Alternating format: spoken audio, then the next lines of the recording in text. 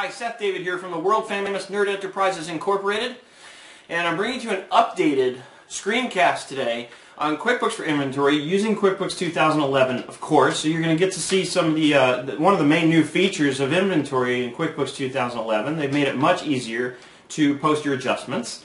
And the other thing is, on April 15th, 1999, I recorded a webcast, which I called the Tax Day Webcast. I had no idea what was about to happen, but I tackled the problem of inventory because I know it's a challenging one for a lot of people, so I had a sense that it might do well, but I never expected what happened next, which is that in the video I invited you to come and request a free copy of the template that it went over, that I had created, and to this day I still get requests every single week from people to email them that template, and I do it happily. But I wanted to do an update using a new report that I'm using in QuickBooks now that doesn't require any additional customization in QuickBooks. You run the report, you export it to Excel. It requires a little bit of customization in Excel, and then you drop it into my template, and then you can make your inventory adjustments. And of course I walk you through in the screencast exactly how to use it, how to do the export, how to customize it in Excel step by step, how to copy it into the template, and then how to post your adjustments back into QuickBooks. So stay tuned, enjoy, and as always, if you have any questions, my email is seth@nerdenterprises.com. I really hope you enjoy the webcast, and this time the template's going to be available in my Learning Center for a low, low price. I hope you're having an absolutely fantastic day, and I look forward to seeing you on the web. So here we are in QuickBooks 2011. We've made it, and we're ready to do our inventory updates. So we're going to go to Reports, and we're going to go to Inventory, and we want to run this Inventory Valuation Summary.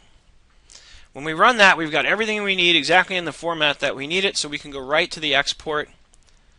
And over here we want to check our options. Make sure that the space between columns is not checked off. I like to send the header to the screen, and then I just uncheck this one because it annoys me, but you may like it, so you can leave it in there. But the real critical thing so that it works in the template is you have to have this unchecked, space between columns.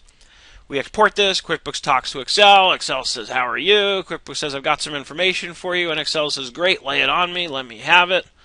We go over into Excel here, and we want to highlight these first three columns and double-click the right extreme of any one of them in order to widen these up. I'm going to do some quick housekeeping here. Move these headers over. Let's move my total over. I can get rid of this. And then let's label these item type,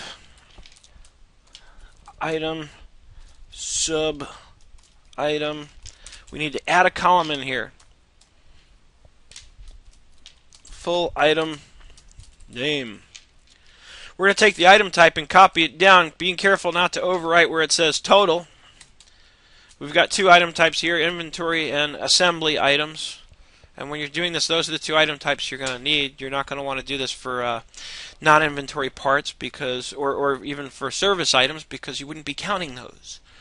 So we're going to come over here. We also want a little more housekeeping here. I like to turn off my grid lines. I don't love the way QuickBooks chooses to split the screen up, so I'm going to do it my way.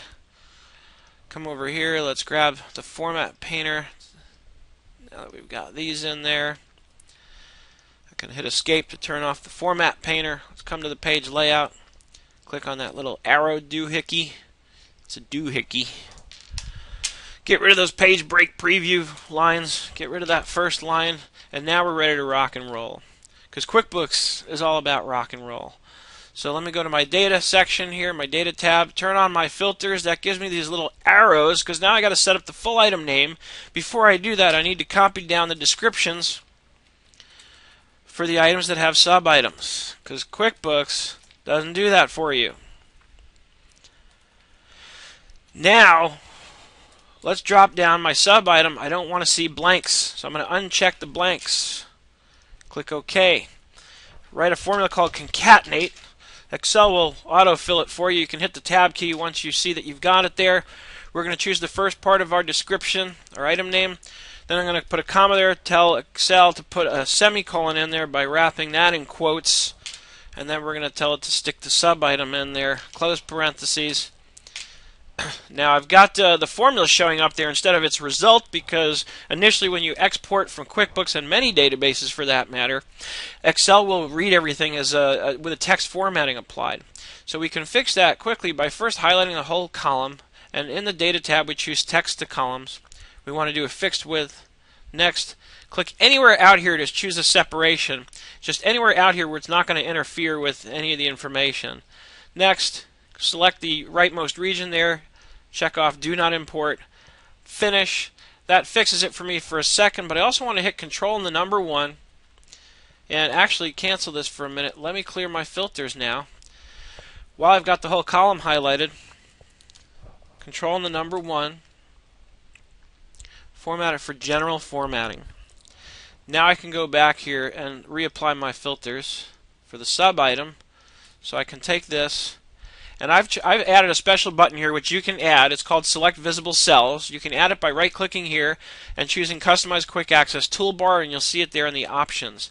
So when I have that, I click it, and then I can choose. Basically, what it's doing, it may not be that clear to see, is it's only selecting the cells that are visible. So I can paste my formula without having it write to anything that's hidden, that's in between. If I didn't do that, it would do it to everything. I can clear my filters, and sure enough, I can see now that that works. Now I want to just set the full item name equal to whatever is in the item for the items that did not have sub-items. So let's do that, and we can do that now by simply showing only the blanks here. And again, I set it equal to that. Copy and paste it down all the way to the bottom. Select visible cells, paste, clear my filters, and now I've got it all. Another thing I can do, some of these rows come in wider. QuickBooks does that when it formats it. I can double click the bottom extreme of any row while I've got them all highlighted. It'll resize them. And then I want to get rid of some of these zeros because they just don't look pretty.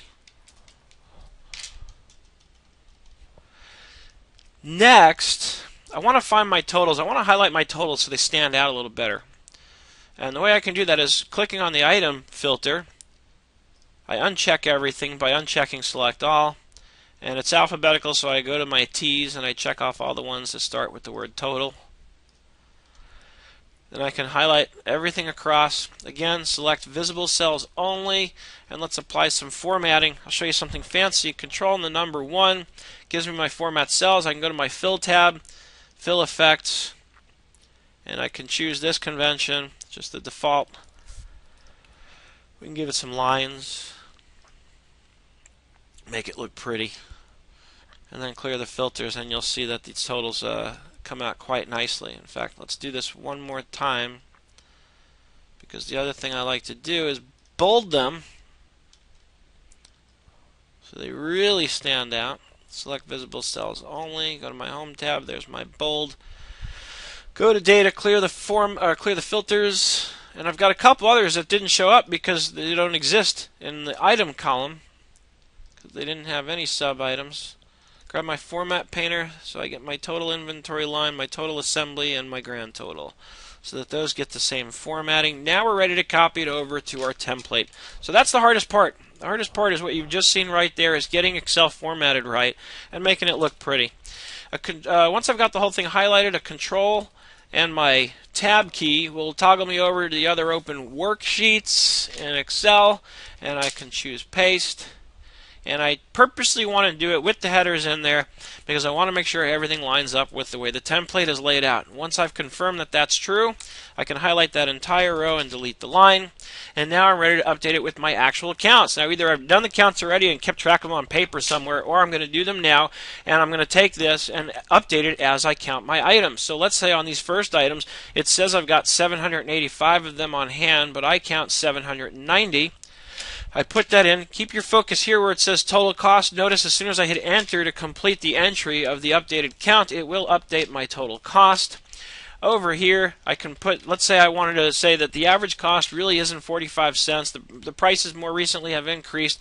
I want to update the average cost to 50 cents. Again, keep your focus on the total cost. When I increase the average cost per unit to 50 cents, it updates the total cost to $395. And the retail price is set at $1. If I wanted to change that here, I could. It will update my total resale value, but you will not be able to update this in the same screen as when you're adjusting inventory in QuickBooks. As you'll see in the second section, what you will be able to do is go into the item setup and just track the information here so that you can update it in the item setup. That's another location in QuickBooks. Basically, what you want to do is update your counts for anything that's changed. I'll throw in one more example here. Let's say on these that say that we had 36 of them, we're going to update it to 35, and we're not going to change the average cost. And this has to be updated here because this should actually say, there it is, cost and wholesale price. I fixed it. I fixed it. So we're back in QuickBooks, and we're ready to post our inventory adjustment. Remember, we've got everything set up here. The assumption is that everything's set up here and ready to go, ready to make our adjustments. We want to come over here actually to the full item name. And what's great about QuickBooks 2011 is that when it comes to inventory adjustments, in the previous versions I had to go through my whole entire inventory item list and find the ones I was adjusting. No longer have to do that. We come to vendors, we come to inventory activities, adjust quantity or value on hand. Choose that option. Up here at the top left, we choose quantity and total value. It's a little easier to find. It used to be a tiny little checkbox at the bottom left nobody could ever find. So quantity and total value. I always like to just go with that. The adjustment account should, unless this is the first time you're setting up inventory, the adjustment account should be cost of goods sold, because if I've lost inventory, if it walked out the door, that's a cost to me. I need to cost it out. It should never be open balance equity, which is what a lot of people use and what QuickBooks wants you to use, quite frankly. So now let's get into things. So we go to the full item name, whatever we're adjusting, and I simply copy it here. I Alt-Tab to bring it over, and Control-V to paste it in. So same process as before. Now remember, we set up these sub-items, so we copy, paste it in, and QuickBooks recognizes it right from the list. So I don't have to remember anything. I can just drop these items in. Now I suggest just going down the item list for the things that you're going to adjust, and you can delete all the line items for anything you're not adjusting before you get into this. Just come out here, and if there's no adjustment needed, if you haven't updated any information in the orange, pull the line out. You don't need it. You don't need to see it unless you want to look at it to analyze the information. Then you keep it in. But either way, when you're updating the inventory in QuickBooks, you simply copy and paste the ones that are changing. And I can give you some additional training one-on-one in which I can show you, if you want, how you can actually quickly filter these columns and pull out the lines that don't have anything in the orange, so that you can make this process go much more quickly. But you're going to come through here, again, copy and paste, and then once you've set up all your line items, we can come over here and say, okay, let's tab over our new quantity here, 790, paste that in. The new value, $355.50, but we wanted to up that to 50 cents a piece at cost, so it comes out to $395. So I can copy and paste my $395 at my new value, and QuickBooks will update the average cost. It will increase the average cost to reflect that. And of course, my wholesale value here is $790. Now I can't adjust that here in the inventory adjustment screen. I'd have to actually go into the item setup, the wholesale value being whatever we sell it for. So, because remember, we're looking at a manufacturer. If you're the supplier to a retailer, then it's your retail value. So you would just change these headers here in the template. And that is how this works. So once again, I've got you a template here that lets you model it right after a report in QuickBooks, but lets you quickly post your quantity updates, your quantity and cost and wholesale price updates, so that you can quickly make your adjustments in QuickBooks by doing a little Control-C, Control-V, copying and pasting, and your Alt-Tab key to switch between QuickBooks and Excel. Makes it go much more quickly. This template, the original template I was giving away for free, this template will be available in my Learning Center.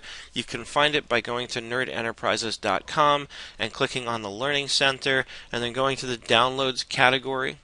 And I'll make it available for $5. So for only $5 you can have this template. It's yours. This video will be linked up to it so you can watch it again and make sure that you understand 100% how it works. So you're going to find it here in my Learning Center under Downloads and Productivity Tools. I hope you're having an absolutely fantastic day, and I look forward to seeing you on the web. I want to thank you again for joining me with Nerd Enterprises Incorporated, your resource for training in QuickBooks, Excel, cash flow, and technology. Call me right now for more information on this or any other topic, 866-945-8070.